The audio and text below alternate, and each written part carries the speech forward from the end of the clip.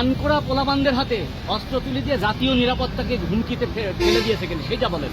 হ্যাঁ, এটা আমাদের দেখার চেষ্টা হচ্ছে যে সকল সদস্য দিয়ে শটগান হাতে দিয়ে ডিউটি করাইছে বিশাল একটা ঝুঁকির উপরে। কিরকম ঝুঁকি বলেন?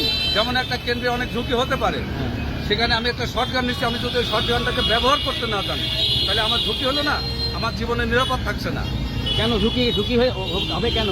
এটা এই যে জনপ্রস্তাবিত হ্যাঁ টাকার বিনিময় হ্যাঁ অপ্রশিক্ষণপ্রাপ্ত ছেলেদের নিয়ে এই কার্যক্রমগুলো করেছে, এটাই আমাদের ক্ষোভ। আমরা এটা উঠাইছি।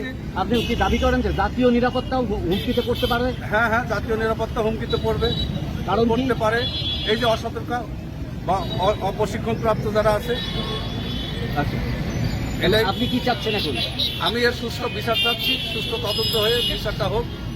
এই ধরনের আমাদের কুষ্টিয়া আনসার সংগঠনে যেন কোনো বিভ্রান্তিতে আমরা না পড়ি। আপনার নামটা বলবেন? আমার নাম সালাউদ্দিন খান, ইউনিয়ন আনসার কমান্ডার, জিয়ারুদ্দিন। 1000 টাকা দিতে হবে। আমি 1000 টাকা তাদেরকে দিতে অস্বীকার করাই, সে আমাকে ডিউটি দেয় নাই এবং আমাকে আরও উল্টো পাল্টা হুমকি দেয়, স্মার্ট কার্ড বাতিল করে দেবে, ব্লক করে দেবে, থানায় মামলা করবে, বিভিন্ন ধরনের কথাবার্তা বলে।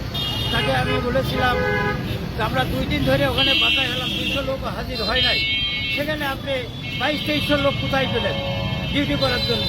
এই কথাগুলোই আমাকে সে হুমকি ধামকি দেয়। দোয়াতে আমাদের মানববন্ধন করার ইচ্ছা ছিল না, যেহেতু সে আমাদের পিছিয়ে লাগছে, মামলা করবে, আমার কার্ড ব্লক করে দেবে, এই কারণে আমাদের মানববন্ধন করা।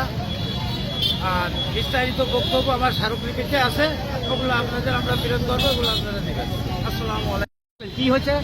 যারা প্রশিক্ষিত আনসার হতে পারছি। হ্যাঁ আনসার এদেরকে বাছাই করা হয়েছে, বাছাই করার পর 2 দিন 3 দিন তার অফিসে নিয়ে যায়। বাছাই করার পর দেখা যাচ্ছে যে থানায় অস্ত্র তুলতেছে, দেখে তার কোনো নাম ঠিকানা কোনো কিছু না। এদিক দেখা যাচ্ছে কোন ভেড়া মারার লোক, কোনে হচ্ছে এর কুমারখালীর লোক, এইভাবে তাদের নিয়ে এসে ডিউটি দিয়ে আছে।